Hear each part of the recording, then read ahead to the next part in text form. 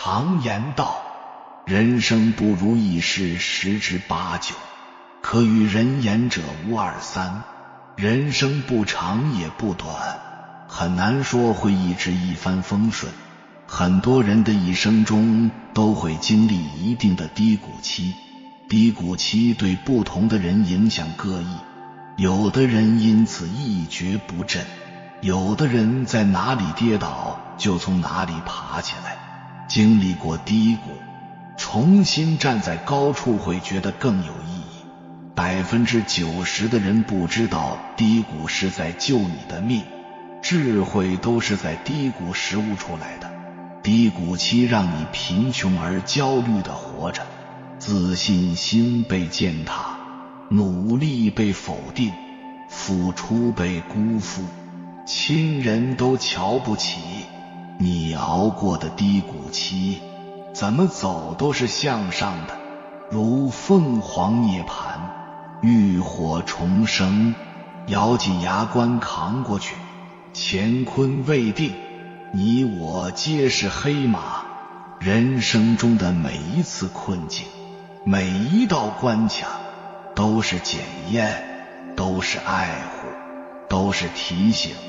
提醒你放慢节奏，提醒你精神归位，提醒你充电蓄能，身心归位，执意守正，潜龙勿用，以待天时。什么是低谷期呢？低谷是指发展过程中的一个低点，比喻事物发展过程中最不顺利、不景气的时期，比喻事物运行过程中低落或低迷的阶段。如果真的到了低谷期，那就说明开始转运了，因为带了低谷就会慢慢变好。再上一个谷峰，身处低谷，其实是老天在渡你。这3个征兆一出，就是老天爷在眷顾你，一定要抓住这个机会。评论区留下这4个字，时来运转，等着接受你的好运气吧。跟我无缘的人，没有福气的人，没有财运的人，刷不到这个影片。既然你刷到此条视频，说明我们之间有这个缘分，你有这个福气，有这个财运。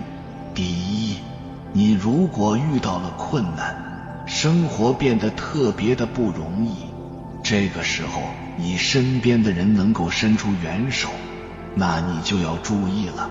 这是老天给你的提醒，给你一场苦难，让你知道谁才是真正的苦。遇见这样的人，你一定要好好的珍惜。第二，当你的工作和爱情遇到了挫折的时候，这个时候你一定要留下来，千万不要草率地去解决一件事情，因为这是上天给你的考验。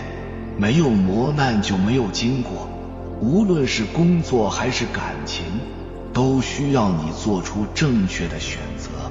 这也是你人生道路的一个重要的转折。只要你选择对了，你的人生才会变得更加的平坦。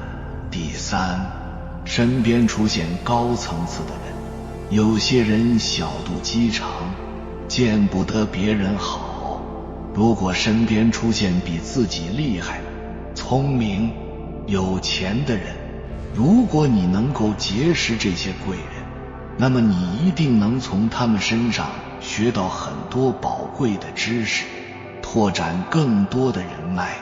那其实贵人真的是一生难求几个，所以如果遇到了比自己要强的人，一定要脚踏实地的做事，谦虚真诚的交友，把握住自己生命中的机会。有人婚姻不好，但子女很优秀；有人婚姻很好，但他身体不好；有人事业很顺，但家庭和睦；有人家庭和睦，日子却过得很清贫。水满则溢，月满则亏。人生最忌讳的就是过圆满，任何事物都有其度，过了这个度就会适得其反。人生最好的状态就是求全不求满，福不可享尽，竟让3分给他人；利不可占尽，留3分给他人；功不可贪尽，分3分给他人；福寿俱全，不失3分给他人。人生所求不必太圆满，求而不得未必是遗憾。人生无常，要学会知足。知足者贫贱一乐，不知足者富贵亦忧。人生可能会苦一阵子，但绝对不会苦一辈子。跌倒了也要狂奔，哀嚎着也要生存，熬过无人问津的日子，才能拥抱诗和远方。没有人的一生都是一路顺风，你可以苦，你也可以穷，但是你不可以怂。只有拼出来的成功，没有等出来的辉煌。唯有拼搏，才能看到更好的自己。没有山穷水尽，哪来的柳暗花明？没有经历过万念俱灰，何来绝处逢生？人呐，熬得住涅槃众生之痛，才配得上重生之美。不经历些起起落落，晚年那拿什么下酒讲故事？你必须跌倒从未经历过的低谷，才能站上从未达到过的高峰。水到绝处是风景，人到绝处是重生。我要告诉你，只要你按照我说的这个方法做，不出3个月，你的人生会完全不一样。你会发现你的财富越来越好，你的贵人越来越多，你的身体越来越好，你的运气越来越好，你的所有一切都越来越好。能伤害你的只有你自己，是你对那件事情的看法伤害你。我给大家讲一个法则，叫 ABC 法则。 A 是事件， B 是看法， C 是结果。今天你遇到一个人，那个人把你骂了一顿，你很生气，你很痛苦，你一个晚上都生气得要死。骂你的人早已经安然入睡了，结果你还辗转反侧睡不着觉。你认为是 A 决定了 C， 因为这件事让你很生气，你很痛恨这件事儿，甚至你很痛恨这件事背后的人。如果你认为是 A 决定了 C， 你这辈子就完了。你把你的生命交给了别人，因为你无法改变 A， 但是实际上不是 A 决定了 C， 是 B 决定了 C， 是你对这件事的看法决定了 C。 所以我想告诉你们，原谅那个你最不应该原谅的人，不是为了原谅他，是为了放过你自己。李叔同在成为弘一法师之前，他人生的底色是悲凉的。他生在乱世，早早的就见证了家族的衰败，长大后又接连体会了爱而不得的痛苦和曲终人散的无常。这些遭遇让李叔同痛苦过很长一段时间，但随着对世事领悟的加深，他的心境也由一开始的痛苦无奈，逐渐蜕变为淡然超脱。在39岁那年，他终于摆脱了名利牵绊，看透了世间百苦，远离红尘，成为了弘一法师。看完他跌宕起伏的人生，我发现所有大彻大悟之人都曾经历过极度的痛苦。身不苦则福禄不厚，心不苦则智慧不开。每一次的磨难对于世人来说都是一场修行，到最后所有挫折和苦难都只会让你的人生更加圆满。无常磨练你的心智。常言道，人生无常，世事难料，不管我们愿意与否，无常总是伴随着我们一生。李叔同家世代经营盐业和银钱业，在当时的天津是数一数二的富贵人家，可以说李叔同是含着金汤匙出生。然而如此顺利的人生开局，也抵不过命运的捉弄。随着李叔同逐渐长大，偌大的李家家业因为经营不善，走到了破产的田地。一直与他相依为命的母亲，也在他26岁时撒手人寰。家族的没落，母亲的离世，抽去了他赖以寄托的心理支撑，也让他顿悟了世间因缘的真相。人生犹如西山日，富贵中如瓦上霜，这是李叔同当时对无常最为深切的感受，亦成为他后来看透世事的启由。他意识到，我们所执着的一切最终都会在某一刻失去，既如此，又何必为了这些无常之事而痛苦，为了事与愿违而郁郁寡欢。后来明白这一点的李叔同，身披海青，带着几件随身物品，就跑到杭州虎跑寺出了家，法名弘一。这一次他终于抛却了世间一切纷扰，做到了真正彻底的放下。正所谓不遭苦难，如何修成正果？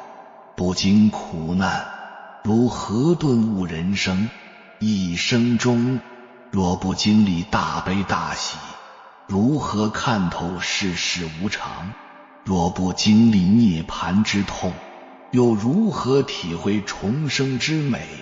生命中那些痛苦的经历，说到底都是在磨练你的心智。当你的心智变得足够强大，哪怕世事有再多无常，你的内心也会安然无恙。情关，锻炼你的心量。情关是人成长的一大关卡。多数人在经历情劫之后，会感到痛苦和失落，仿佛丢掉了半条命。但佛家却说，有福之人必有情劫之痛。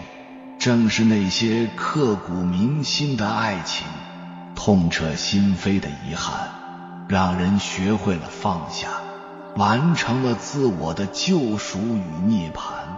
李叔同出家之前，也曾遇到一个爱而不得的人，他叫杨翠喜，是梨园的名角，貌以双绝。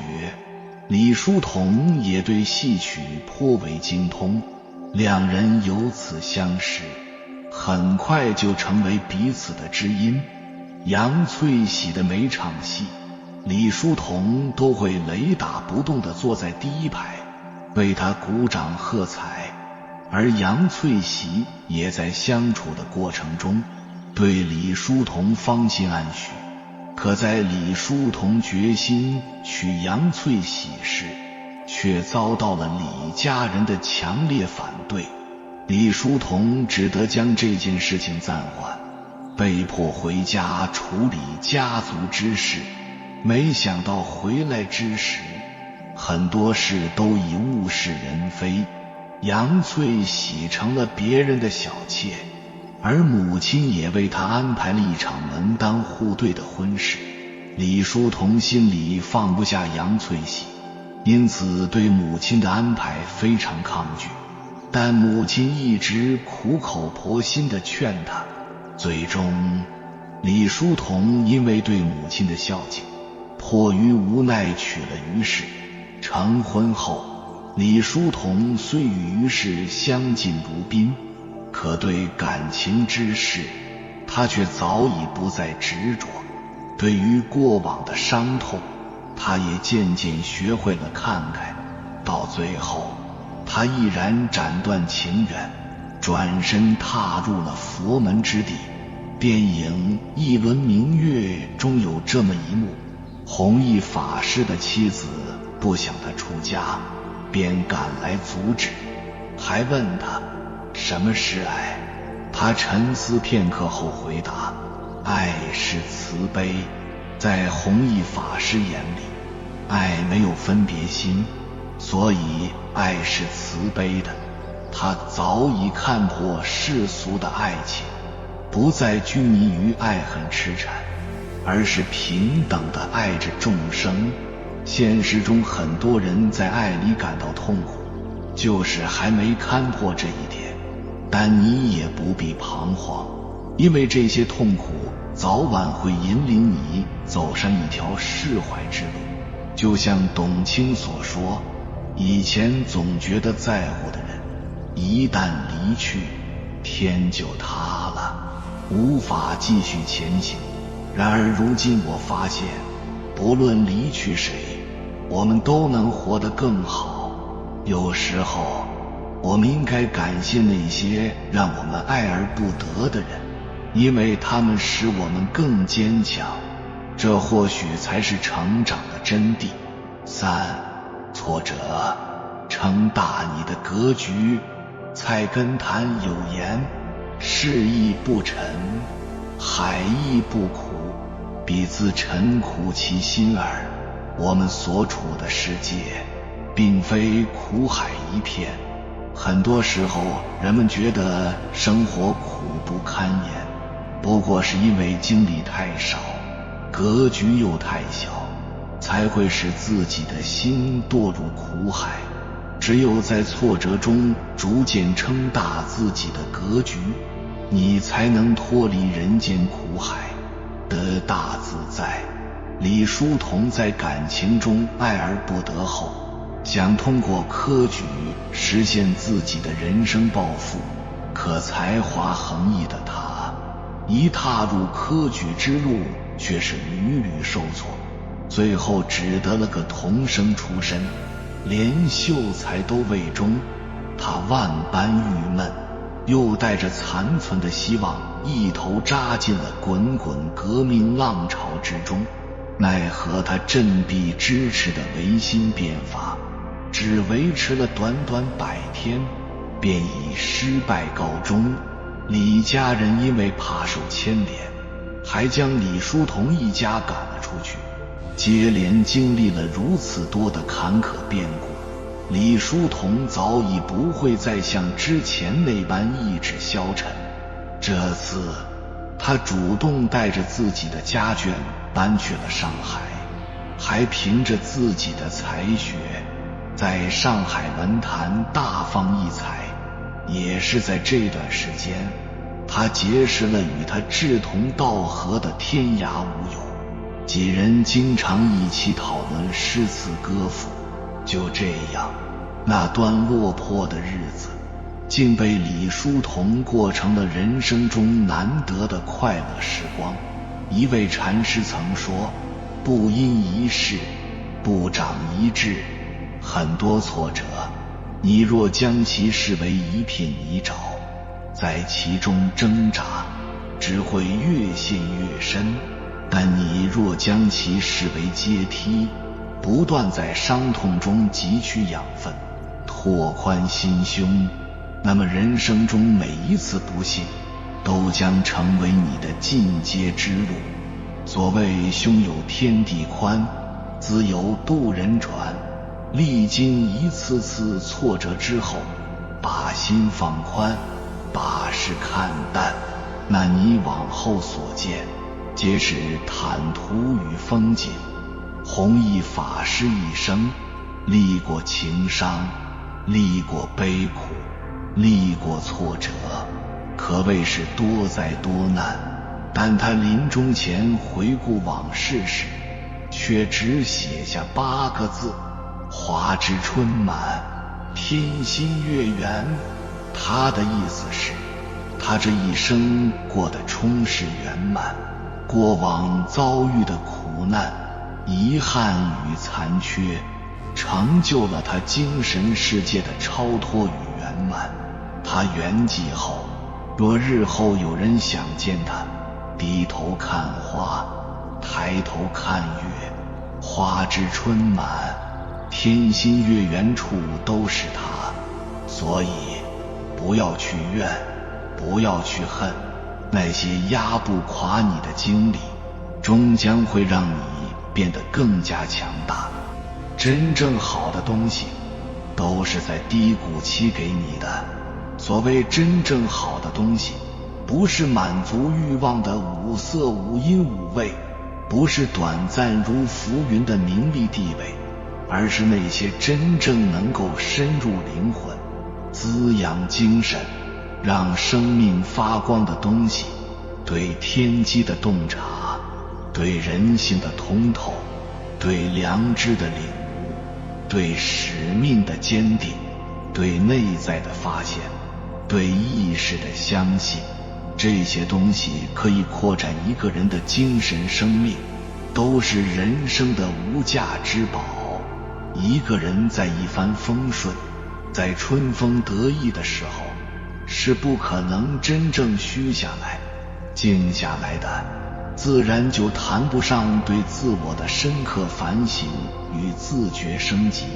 事实上，那些深度的认知觉醒，那些高品质的精神生产，那些纯粹的灵魂升级，往往都是在人生困境或绝境中完成的。一代心学大师王阳明，当年被贬至荒无人烟的贵州龙场，身心都陷入了绝境，可以说是遭遇了人生至暗时刻。心不苦则智慧不开，凡心死到心生。正是在这段低谷期，他得悟无性自足，不假外求的根本大道，开始走上立德、立功、立言的成圣之旅。无论遭遇何种人生困境，千万不要心灰意冷，不要自暴自弃，你一定要相信老天不是在为难你，而是在帮助你，锤炼你，光明你，给你新的生机，给你新的出路。有些路你必须走，有些事你必须体验，有些功课你必须完成，有些关卡你必须突破。你生命中发生的一切，都是为你而来，都是来开启你的，都是来丰富你的。低谷期是清理你的身心磁场，帮你主动断舍离；低谷期是激发你的内在力量，帮你找到心中的明珠；低谷期是聚焦你的精神，帮你把意识专注到你的使命热爱上。身体病痛是唤醒你善待自己，金钱匮乏是唤醒你丰富意识，情感纠结是唤醒你升级欲望，事业困局是唤醒你打开格局，家庭危机是唤醒你回归家道。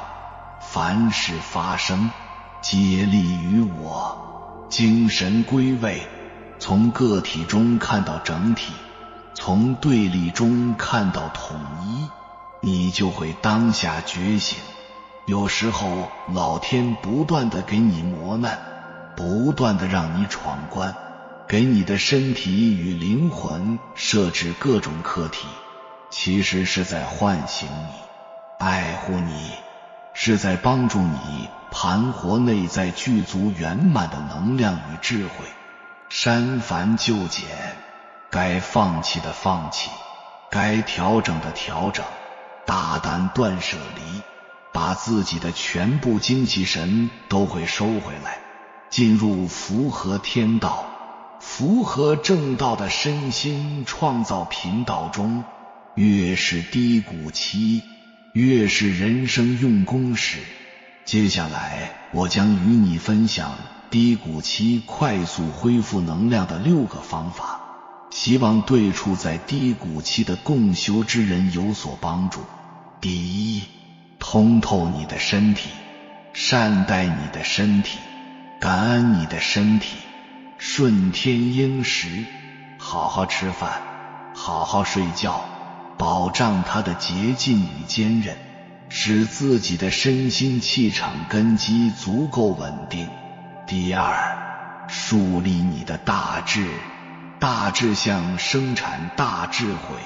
困境中的第一人生要务就是发大愿力大志，把自己身心中央的定海神针竖起来，顶天立地，你就会获得无穷无尽的天地能量补给。第三，纯粹你的动机，放大自己的格局，把更多的人装进自己的意识境界里，把个人的事业同集体进化的大背景结合起来，动机至善，无我利他。第四，提升你的能量，常养浩然正气，把自己的身体融入虚空蓝天里，从天地万物中获取生机能量，把自己的意识浸泡在圣贤文化中，从先贤圣哲的智慧中获取精神能量。第五，专注你的热爱，意识极简，精神归位，找到自己的天赋使命，精神聚焦到你的热爱上，你的擅长上，心神合一，为精为一，在平和喜悦的身心频率中忘我创造。第六，积累你的德行，越是困难的时候，越要心怀感恩，日行一善，在自己力所能及的范围内帮助他人，诚心诚意，至真至善，说积极光明的话，做积德行善的事，随时随地种下善良的种子。真正开窍的人，把低谷期看成起飞之前的下蹲，他们重新开始，顶天立地，合意中正，坚定信仰，凝聚能量，在身心归位中自我超越，在使命发现中光明灵魂。心光明，一切光明。一个人经历的苦难越多，就越容易开悟，上天赋予的福报也会越多。如果你感觉到自己生活得很累、很苦，或者说正在经历各种苦难，那这条视频我相信对你一定会有所帮助。身不苦则福禄不厚，心不苦则智慧不开。一个人只要在经历了大苦大难之后，整个身心被洗涤之后，才会开悟，才会开始变得有大智慧。经历过死里逃生，才会懂得生命的珍贵。经历过背叛，更容易看透人性和世俗。爱错一些人，才能恰逢对的人。有的人不懂为什么，因为在这个过程中，我们不断地被苦难吞咬，又不断地舔舐伤口，进行自我疗愈，然后再战里挥拳苦难。在这个相互搏击的过程中，就会获得一种坚韧的生命力。